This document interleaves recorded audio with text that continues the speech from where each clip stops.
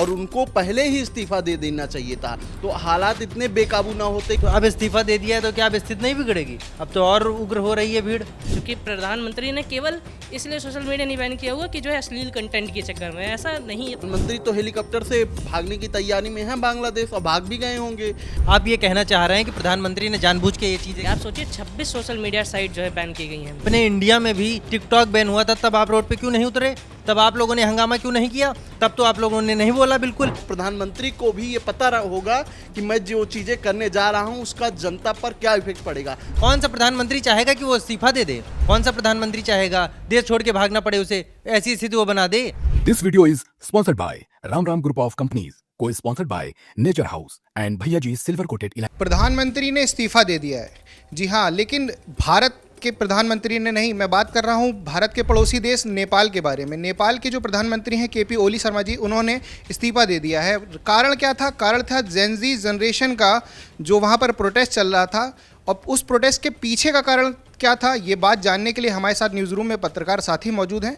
तो एक बार हम उनसे जानेंगे कि क्या ऐसे क्या कहते हैं स्थिति बनी जहां पर प्रधानमंत्री को इस्तीफा देना पड़ा। तो क्या लगता है कि जैसे नेपाल में जो अभी प्रोटेस्ट देखा जा रहा था, तो उसके बाद प्रधानमंत्री का इस्तीफा आया है, लेकिन प्रधानमंत्री का जो इस्तीफा आया है वो बहुत ही कह सकते हैं विषम स्थिति में आया है। तो आपको क्या लगता है इसके पीछे का पूरा कारण क्या रहा है? जिस तरीके से आपने देखा होगा कि वहाँ पर कई सोशल मीडिया को बैन कर दिया गया, और उसके बाद जिस तरीके से वहाँ के युवा जो हैं खासकर वो आक्रोशित होकर सड़कों पर आ रहे थे, और उस स्थिति को अगर प्रधानमंत्री काबू नहीं कर पा रहे हैं तो उनकी सबसे बड़ी वो गलती है, और उनको पहले ही इस्तीफा दे देना चाहिए था। तो हालात इतने बेकाबू ना होते कि जिस तरीके से आप देख रहे हैं कि उनके घर पर घुस जा रहे हैं प्रदर्शनकारी, उपद्रव वहाँ पर कर रहे हैं। अगर आप जिस देश के प्रथम नागरिक हैं, आप प्रधानमंत्री हैं, आप उस देश का नेतृत्व कर रहे हैं, और आपके देश की जनता आपके काबू में नहीं है, तो आपको पहले ही इस्तीफा दे देना चाहिए था। अब इस तरीके से उपद्रव हुए हैं तो प्रधानमंत्री का तो कोई नुकसान हुआ नहीं। प्रधानमंत्री तो हेलीकॉप्टर से भागने की तैयारी में है बांग्लादेश, और भाग भी गए होंगे। तो इसमें नुकसान जनता का ही हुआ है, उस देश के नागरिकों का ही हुआ है जो लोग प्रदर्शन कर रहे हैं। तो एक व्यक्ति की वजह से इतना उग्र हो आंदोलन कोई, और इतना नुकसान उठाना पड़े किसी देश को, उससे पहले ही वो सरकार गिरा देनी चाहिए। और प्रधानमंत्री को भी ये समझना चाहिए था कि जो काम मैं 10 दिन बाद करूँगा वो 10 दिन पहले ही कर देता। सही बात है। और कहीं ना कहीं देखा जा रहा है कि जो एक मीडिया पॉलिसी वो लेकर के आ रहे थे, वो वहाँ पर क्या कहते हैं जो अभिव्यक्ति की आज़ादी है उस पर मार थी कहीं ना कहीं। तो जेन जी ने जो वहाँ पर प्रदर्शन किया है, तो उसके पीछे आपको क्या लगता है कि क्या वजह रही होगी? अब वजह रही होगी, सरकार ने कुछ सोच समझ के ही किया, हो सकता हो कुछ उससे बेहतर लाना चाह रहे हो कि जो है आम जनता हमारी है ये अश्लील कंटेंट देख रही है और विवादित कंटेंट देख रही है और गलत चीज़ें, मतलब जो उनकी वो सब कहीं तो देख रहे हैं, नौजवान जो बिगड़ रहे हैं, स्मैकिया हो रहे हैं, जो नशे का शिकार हो रहे हैं, तो ये सब कहीं ना कहीं इंटरनेट की ही वजह मान रहे होंगे। और वजह भी ठीक थी, लेकिन ऐसे उनको बैन नहीं करना चाहिए था। किसी एक प्लेटफॉर्म को करते तो इतना बड़ा विवाद नहीं होता। अब उन्होंने सारा का सारा इंटरनेट बैन कर दिया, उसमें लोगों का नुकसान भी हुआ है। नुकसान जैसे कि कुछ लोगों की अर्निंग होती थी, यूट्यूब से होती थी, तो कुछ लोगों का पैसन ही यही था, इंस्टाग्राम, फेसबुक, अब सारी चीज़ें बंद हो गई, तो इसी में जो है भीड़ उग्र हुई और भयानक रूप ले ली। तो लेकिन इंटरनेट बैन नहीं किया उन्होंने। और दूसरी चीज़ ये है कि सोशल मीडिया पे आप जो कंटेंट ज़्यादा वॉच करते हैं वही आपके उसमें आता है। तो ये तो कहीं ना कहीं देखा जाए प्राइवेसी की चीज़ है, कौन क्या देख रहा है ये उसको सोचना है, उसको समझना है। इस चीज़ में कोई एक व्यक्ति थोड़ी ना जिम्मेदार है कि नहीं पूरे देश को सुधारने के लिए वो इतना बड़ा फैसला ले लेगा अकेले ही। नहीं, तो वही तो मैं बताने की कोशिश कर रहा हूँ कि उन्होंने सोचा ये फसाद की जड़ ही ख़त्म कर दें। उनको नहीं पता था कि इतना बड़ा उग्र रूप ले लेगी। जैसे अभी भाई साहब ने कहा कि उन्होंने इतनी देर में इस्तीफा दिया, उनको पहले ही दे देना चाहिए था। अरे पहले कैसे दे देते और अब कैसे दिया है? क्या अब इस्तीफा दे दिया है? उन्होंने बोला कि पहले इस्तीफा देते तो स्थिति इतनी नहीं बिगड़ती। तो अब इस्तीफा दे दिया है तो क्या अब स्थिति नहीं बिगड़ेगी? अब तो और उग्र हो रही है भीड़। चलिए खैर ये तो एक अलग विषय है, लेकिन एक चीज़ और देखने में आती है कि कहीं ना कहीं ये जो नेपाल में हुआ है प्रोटेस्ट, क्या ये विश्व के और देशों के लिए सीख का सबब है? बिल्कुल सीख का सबब है। और जैसा कि इन्होंने कहा कि सोशल मीडिया को बंद करके वो काबू करना चाहते थे लोगों को कि वो अश्लील कंटेंट ना देखे।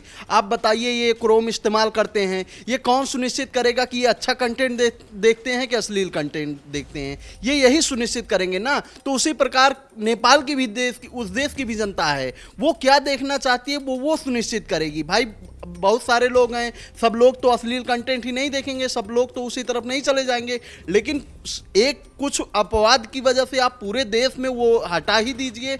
तो इस तरीके की डिक्टेटरशिप नहीं करनी चाहिए। एक तरीके से ये तानाशाह है कि मैं जो सुविधाएं दूंगा वही लोग इस्तेमाल करेंगे। ये चीज़ें नहीं होनी चाहिए। अगर आप इस तरीके की चीज़ें करेंगे तो फिर लोगों में कहीं ना कहीं आक्रोश बढ़ेगा। उसका खामियाजा कोई भी देश हो, नेपाल ही नहीं, उसको उठाना पड़ेगा। और दूसरी चीज़ इन्होंने ये कही कि उनको कैसे पता था कि इस तरीके से भीड़ आक्रोशित हो जाएगी। भीड़ तो एक दिन में नहीं चली गई प्रधानमंत्री का आवाज़ फूंकने के लिए। मैं आज ये बयान दे रहा हूँ, मैं जान रहा हूँ कि नेपाल का राष्ट्रपति इस बयान को सुनेगा तो उसके अंदर आक्रोश पैदा होगा, वो मुझसे चिढ़ेगा। तो उसी प्रकार से नेपाल के प्रधानमंत्री को भी ये पता होगा कि मैं जो चीज़ें करने जा रहा हूं उसका जनता पर क्या इफेक्ट पड़ेगा। तमाम प्रधानमंत्री जो होता है उसके पास व्यवस्थाएं होती हैं कि मैं कोई अगर नियम लागू करने जा रहा हूं तो उसको जनता पर क्या प्रभाव पड़ेगा। जैसे हमारे यहाँ LIO होता है, वो रिपोर्ट देती है कि इस तरीके से लोगों में आक्रोश बढ़ रहा है, तो उसको समझना चाहिए। इस तरीके से तानाशाही नहीं दिखाना चाहिए। सही बात है, व्यवस्थाएं हैं, व्यवस्थाओं के आधार पर काम किया जाता है। और व्यवस्था में अगर आप, ये मुझे नहीं लगता कि कोई ये सजेशन देगा करके, आपकी जो क्या कहते हैं प्रशासनिक लॉबी होती है, जितने समझदार व्यक्ति लोग बैठे होते हैं, तो उनमें से कोई ये उदाहरण तो नहीं देगा आकर के कि आप अचानक से सोशल मीडिया बंद कर दीजिए। नहीं, ये बात आपकी सही है, मैं इसको समझ रहा हूँ। लेकिन मेरा भाई साहब से ये सवाल है, क्या आप इस समस्या को, जो ये भीड़ उग्र हुई है, इसकी भीड़ ने जो ये कारनामे किए हैं, क्या आप उससे सहमत हैं? क्या आप मानते हैं कि ये चीज़ें सही हुई हैं? क्या कहते हैं? ये जो चीज़ें हुई हैं ये सही नहीं है, लेकिन इसका जिम्मेदार नेपाल का वो प्रधानमंत्री है जिसने आज इस्तीफा दिया है अपने पद से। ये वो 4 दिन पहले दे दिया होता तो आज वहाँ की भीड़ जो है वो काबू में होती। लोग भी इतने समझदार हैं, वो ये समझ रहे हैं कि जिन चीज़ों को नुकसान पहुँचा रहा हूँ वो चीज़ें मेरी हैं। ये टैक्स जो है हम देते हैं, उस पैसे से बनी हुई चीज़ें हैं। प्रधानमंत्री अपना ज़मीन बेच के नहीं बनाए थे बंगला। क्या कह रहे हैं बताइए? मैं ये कह रहा हूँ कि जिस तरह से आप कह रहे हैं कि प्रधानमंत्री ये जानते थे निर्णय लेने के पहले कि इतना बड़ा कारनामा होगा, आप ये कहना चाह रहे हैं कि प्रधानमंत्री ने जानबूझ के ये चीज़ें? नहीं, वो कारनामा नहीं, ये तो खैर ये तो सोचने का विषय है। ये मेरा दूर की नज़रिया है कि मैं जान रहा हूँ अगर मैं कोई ऐसा कृत्य करूँगा जो जनता के लिए कहीं ना कहीं अहित लाएगा तो वहाँ पर जनता आक्रोशित होगी। तो उस तरह से जब यहाँ पे अपने इंडिया में भी टिकटॉक बैन हुआ था, तब आप रोड पे क्यों नहीं उतरे? तब आप लोगों ने हंगामा क्यों नहीं किया? तब तो आप लोगों ने नहीं बोला बिल्कुल। तो ये जो है, आप जो मैं जो समझा रहा हूँ आपको, वो कहीं ना कहीं उनकी भूल में ही हुआ है। ये जानबूझ के उन्होंने नहीं किया है। और कौन सा प्रधानमंत्री चाहेगा कि वो इस्तीफा दे दे? कौन सा प्रधानमंत्री चाहेगा देश छोड़ के भागना पड़े उसे? ऐसी स्थिति वो बना दे। ये उन्होंने जानबूझ के, ये कि वो उन्होंने चाहा नहीं है।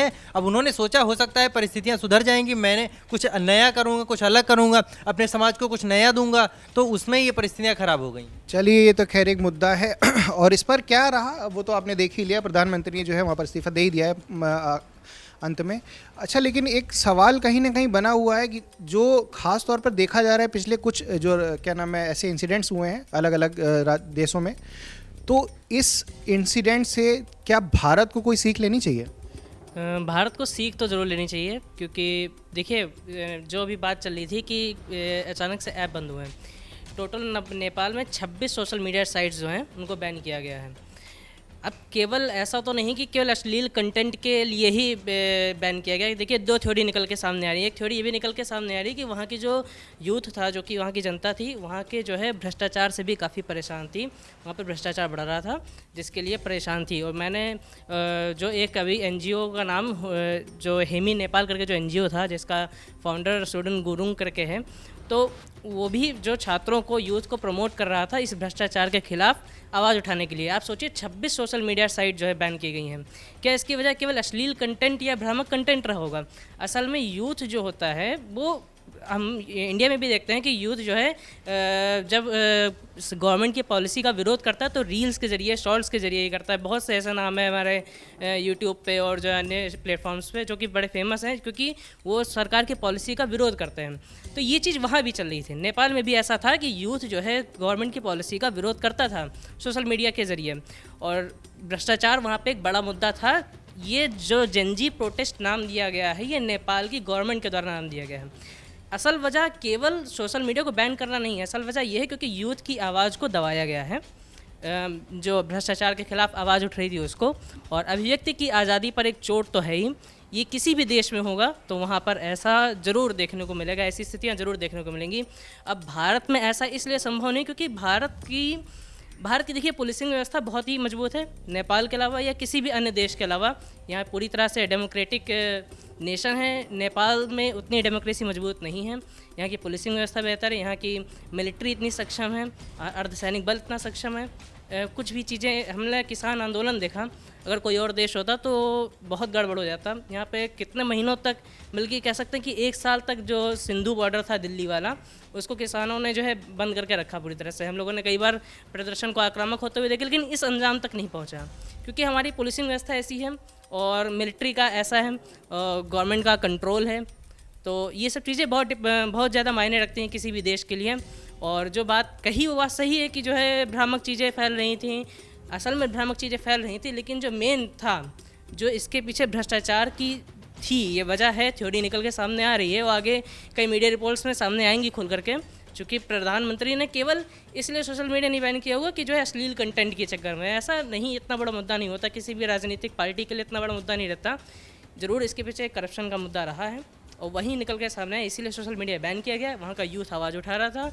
NGOs वहाँ पे एक है, मैं नेपाल मैंने बताया, एक और NGO है, मुझे उसका नाम इस समय नहीं याद है, लेकिन इस तरह के कई NGO ने प्रमोट किया, फाइनेंशियल प्रमोट किया, और जिसका ये अंजाम हमें देखने को मिला है। आगे क्या होगा देखने को पता चलेगा, देखते हैं आगे क्या होगा, क्योंकि छात्र का प्रदर्शन तो अभी भी उग्र है। उन्होंने इस्तीफ़ा दे दिया, लेकिन तब भी अभी तो उग्र है प्रदर्शन। तो बिल्कुल ये थे हमारे साथ तमाम पत्रकार साथी मौजूद जिन्होंने अपनी अपनी राय बताई नेपाल पर। और अब देखना ये है कि वहाँ पर कौन है जो नई कमान संभालेगा आकर के, और क्या ये जो छात्रों का जेनजी जिसको नाम दिया नेपाल की सरकार ने, क्या ये अब थमेगा, और अगर थमेगा किन चीज़ों के आधार पर ये थमेगा। देखते रहिए क्राइम चौक। मेरा नाम है शुभम, धन्यवाद।